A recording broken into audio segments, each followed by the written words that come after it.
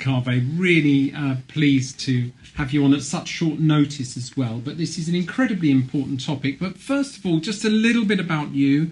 You served as the Chief Information Officer at RIPE NCC, the regional Internet Registry for Europe, the Middle East and other parts of Central Asia. Also, you've worked with RIPE Atlas. You're credited with architecting the K-route, one of the Internet's 13 route name servers. You've really been deep in the stack there. Also, ICANN's Board of Governors. And now at Whisper, under your leadership, you're a founder of Whisper Security, moving from reactive to predictive security. Really fascinated by that. But before we talk about the situation in Iran, Kaveh, just what's happening at Whisper Security right now this year? So thank you, and hello everyone. Thanks for having me. Yes, basically, I mean, the whole idea of Whisper was quickly, as you mentioned, I was mostly in decision-making side of things, either execution or policy decision-making. But I figured out I can be much more effective if there is more support for decisions. So basically providing insights, information, which supports decision makers, because I learned no matter how wise they are, in the rush of making decisions, it's really hard to make good decisions without proper information. And there is a lot of, there's a big gap for infrastructure information, internet routing, basically internet control plane. Which I thought can be effective if we be able to provide that data in a way digestible for policymakers or decision makers. Mm-hmm. So that's the whole idea. Kaveh, if I may say so, you have published an amazing analysis of what's going on in Iran, and it really made me reflect that, for many of us, the internet routing community, it is almost a community apart. Routing is such an important thing that we rely on every day. And I think very many people, even people who are involved in technology quite deeply, don't really understand routing. And I think what I loved about your analysis is the way you present it in bite-sized chunks. It's clearly rooted in very deep analysis, but it's not very heavy. You're continuously describing the implications. So I really recommend it. Anybody who's listening or watching this, please do take a look at Whisper Security's analysis of the Iran situation. Kaveh, if I may, could you just give us a thumbnail sketch of what has been happening in Iran from the routing and internet perspective since the 7th or 8th of January this year? Yes, so basically it's Iran is offline, as we put it, but the connection is heavily disrupted and on different layers, including routing. But maybe I give a quick image of how internet used to work in Iran and how it was architectured in the past 10 years, basically, to be at this point. Without getting too much technical, basically, internet as a whole is an emergent system. Nobody dictates who becomes a tier one operator. It just happens. So basically, based on number of peerings, connections, economies around you, deals you can make, and of course your willingness as an operator, you can even become a tier one operator if you make a right decision, right connections. So, and then this emergent pattern happens basically in an organic way. So if you look at the routing table generally, globally you have a few tier one operators. Within each country you have a few big ones, but it's complete freedom. It's basically technical implementation of free market, I would say, is BGP, because you choose as an operator, let's say service operator, British Telecom, you would decide, hey, I want a connection to Deutsche Telekom, and I want a connection to Orange, or I don't want a connection with Vodafone, for example, right? It's completely your choice. But because of this freedom and diversity of choices and reasons, economic reasons or policy reasons, that a company might say, hey, I will get the more expensive connection, but sell a more expensive service, which is more stable. This organic form that emerged basically has a generic shape almost around the world, and is very resilient because, of course, different entities make different choices. In Iran, from 10 or 11 years ago, they started making policies. So basically enforcing every operator within the company to peer with only one single operator, which is owned and operated by government.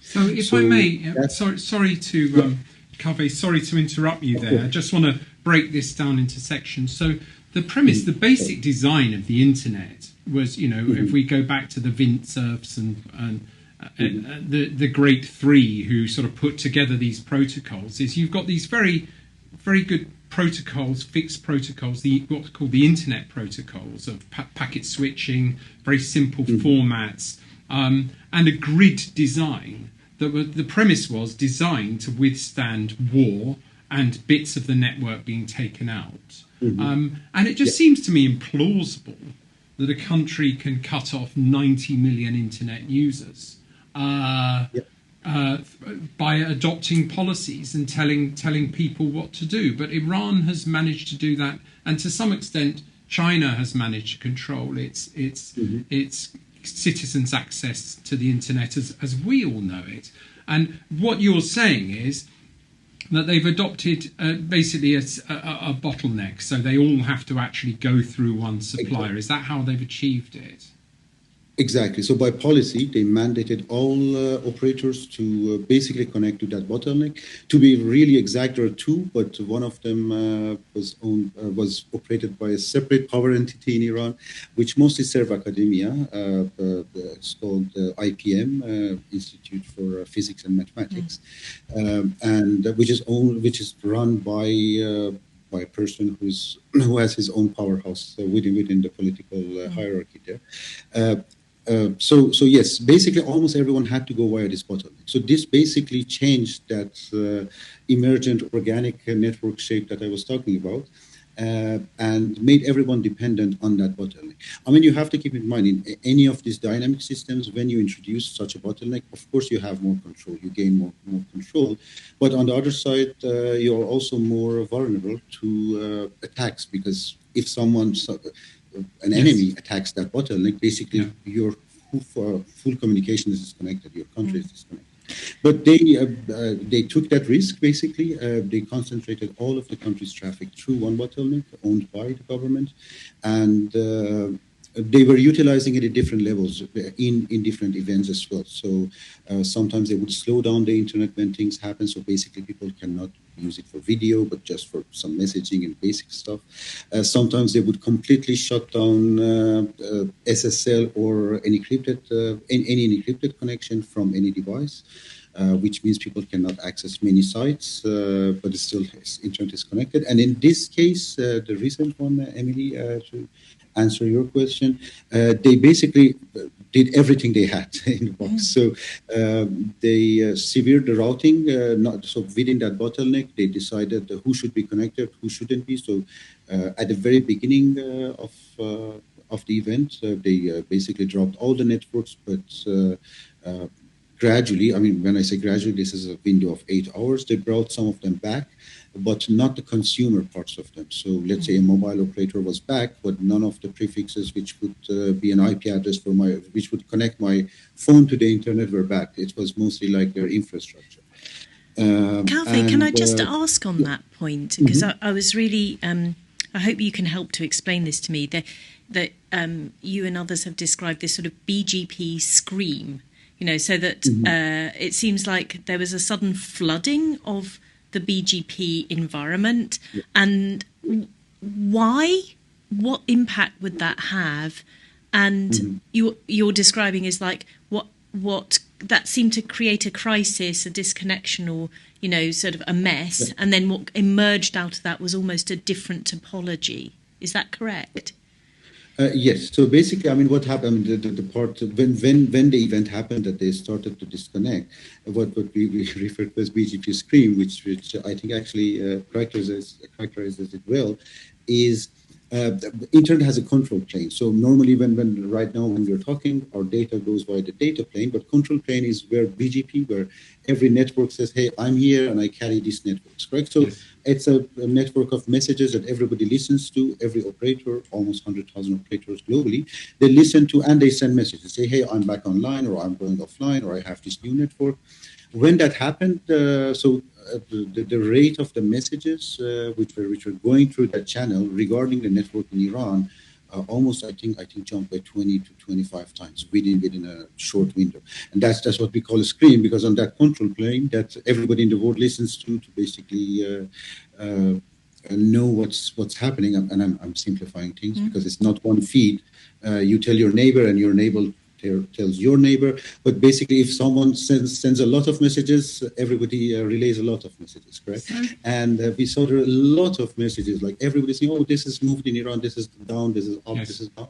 Within a short window. So that's what happened, and these are also not good for a global routing regime. But that's a different story. And what can the rest of the world, the internet community, how can they protect not just consumers or citizens in Iran from being cut off from the internet by just one state authority, but also the rest of the world who may be fearing their own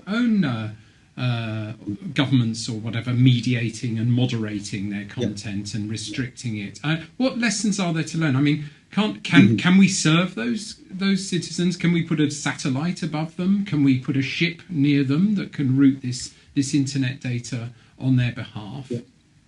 So it's actually a very good question, but simple and complex to answer. The simple one is there is no single solution, and the more complex one, because it's, as Emily mentioned, it's a really delicate balance between policy and technology. Because of course, BGP and routing allows for this, because for creating a bottleneck, because by design it should be this flexible, so it can be this resilient as well, correct? So there is no cutoff there, but there might be some policy or some way from a political perspective or policy making that, hey, as a government, you shouldn't be able, or you shouldn't be able basically to do this, to mandate your own providers. But then it goes to the sovereignty discussion. So it's very complex.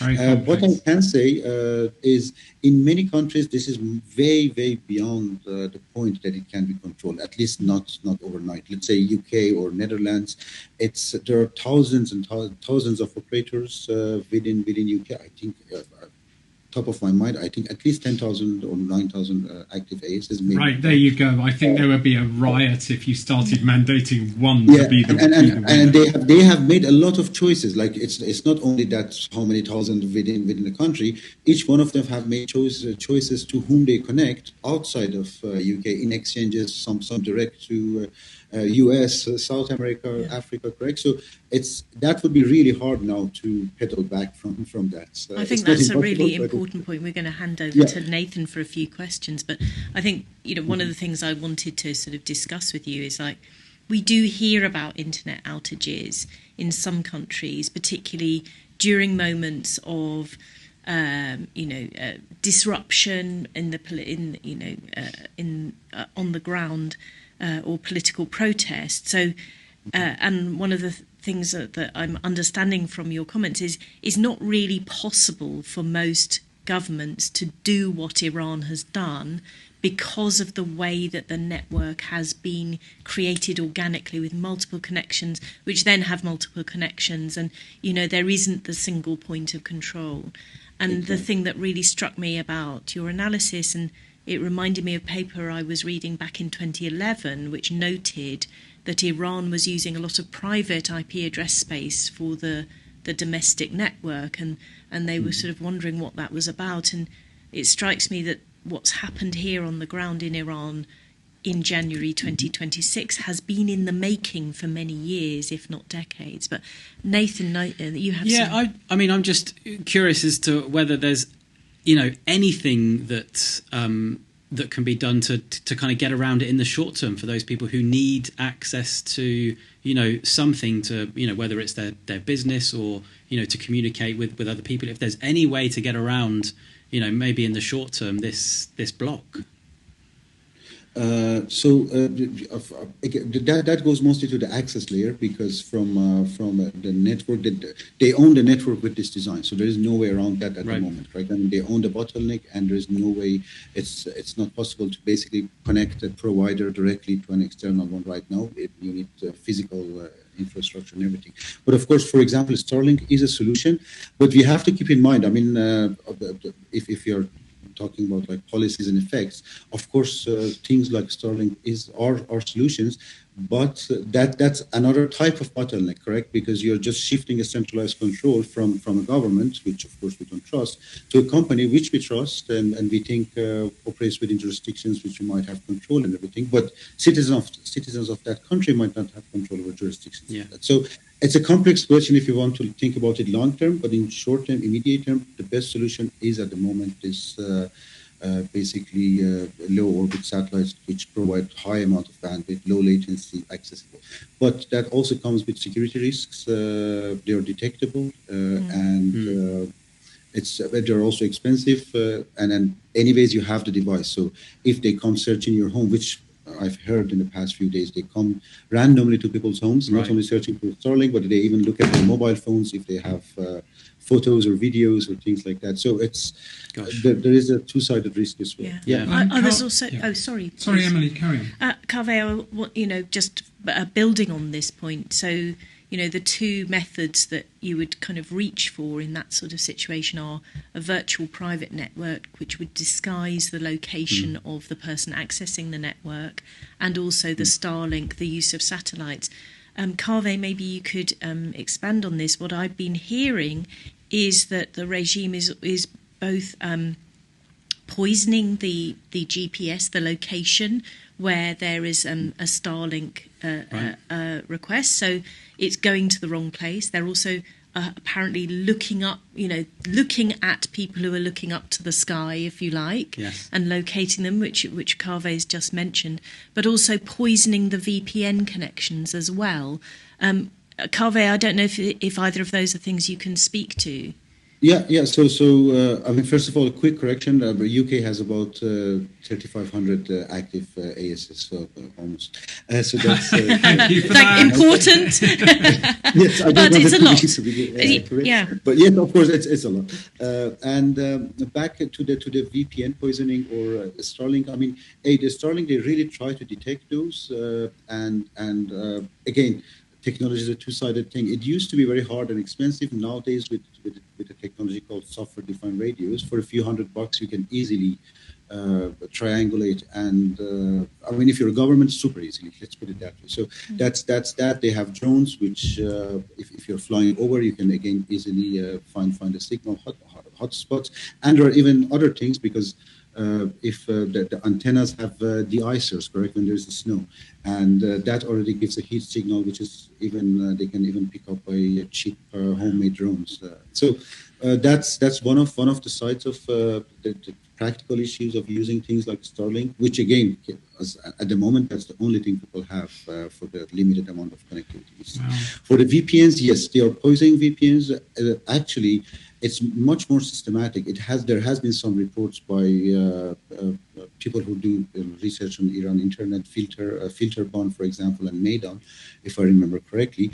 But anyway, this has been established that actually a lot of VPN services that people buy are operated by governments, either directly or indirectly. Famous one of the largest one, it was revealed that, which was based in Canada, was operated by the son of one of the big political leaders, correct? So they filter the internet, people buy VPNs to go through that, which is basically then they're paying the government back, and all of the traffic is monitored. At least in that case, that was known. So it's a very complex game of economy, politics, and technology. Wow. And unfortunately, if it was only in one field, you know, okay, technologically we can solve this, or it's a no-go. But there's always other twists to the story. Well, it's a fascinating story, and it's going to roll, Kaveh. Briefly, if I may, finally, I want to switch topics to scams and fraud and cybersecurity, because it's where our two organisations, we run and operate the Global Signal Exchange, which is a not-for-profit venture which was formed by a consortium from the Global Anti-Scam Summit in Lisbon, where a number of banks, big tech and others said there is a gap in the provision of signal sharing across border. We've been talking about borders today, and cross sectors, so between banks and big tech and internet infrastructure and others.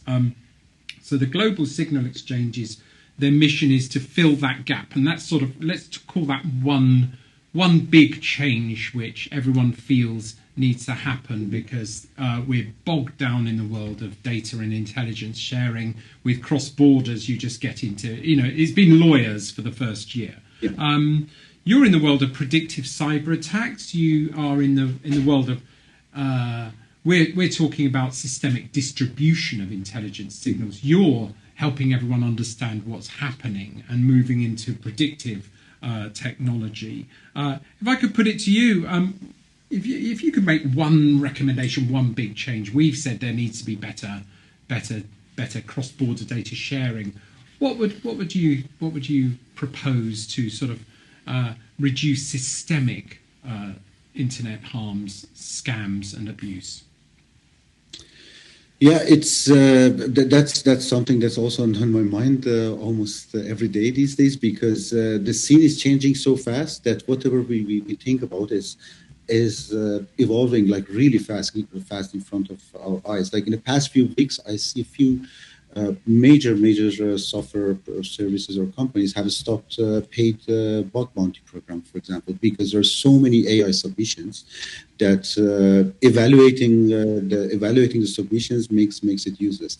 But you can imagine the effect of not having the bounty program. I mean, they all also know that. But a package I was reading, a service which was receiving almost like about 3 submissions per week, and then per month 1 or 2 of them were paid out, and now receives almost more than 1,300 a week. So it is like so they cannot manage it, correct? And I think same goes for signals. I mean, what we see about like the signals that are received now with the machines trying to attack or processing the signals, the rate was, let's say, normal tools, 5 signals or decisions per second.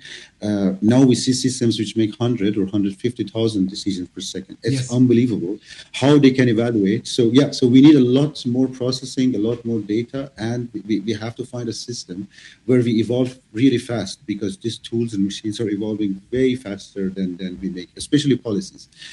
Because they support evolution of technology themselves, but evolution of policy, that's something we humans need to speed up. Hallelujah to that. I totally agree. We've been sitting in meetings where many people are saying the same thing, but some people, unfortunately, are still talking about online forms and paper processes, and still and review periods of 72 days. If I was a scammer, I'd love this sort of quagmire. Yeah, thank you. Thank you so much, Kaveh Ranjbar. Thank you. Kaveh, wonderful to see you again, to talk to you again. Same here. Thank you for sharing your incredible research. I really recommend it to anybody who's interested in the intersection of politics, policy and technology. Great to hear about your new venture of Whisper Security. So best of luck with that. Thank you very much, Kaveh. So long. Thank you very much. Thank you. One final method, just a final question for the audience, really. As more nations build internal internet information networks to protect their domestic infrastructure, are we moving towards a future where the global internet is a luxury for the few and a restricted national intranet is the standard for the many? So a question to you all: where do you think all of this is going? Thanks very much.